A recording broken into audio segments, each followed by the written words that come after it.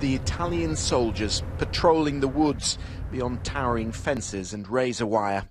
This is the site for the new rail link under the Alps, now an area of national strategic importance and subject to the same rules as an army barracks.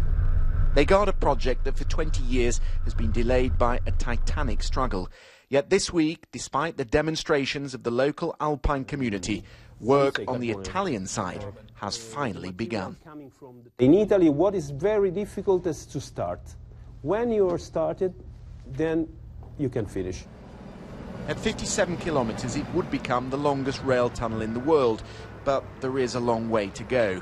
This week, they've hammered and blasted the first 10 metres, and this is only an exploratory tunnel. The French President, François Hollande, promised a new direction in Europe. Less austerity, more stimulus. And this is what it looks like. Big infrastructure projects. But this tunnel will cost 8.5 billion euros to complete. If it creates the projected 3,500 jobs, that's almost 3 million euros per job. 40% of the budget will come from European taxpayers. The French, who've already completed 10 kilometres, are pushing for its final approval. In France, only 10% of Transalpine freight currently goes by rail.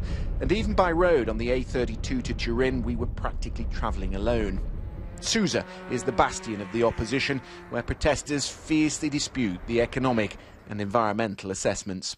We strongly believe that all this money, because it's a huge amount of money, should be spent on some other issues, like, for example, make schools safer or build new hospitals. But closer to Turin, companies like Prima Industrie say the new line would create jobs and investment for the region. They are leaders in laser technology. They supply machines that cut and weld the super-strength metals of the world's car and aerospace industries. So precise are their machines, they were used to fashion the Olympic torch. If the tunnel can bring Turin, can project Turin to the center of Europe, then Turin will have great opportunity to grow. The Lyon-Turin tunnel could modernise rail travel in Europe, slashing journey times from London to Milan to 6 hours.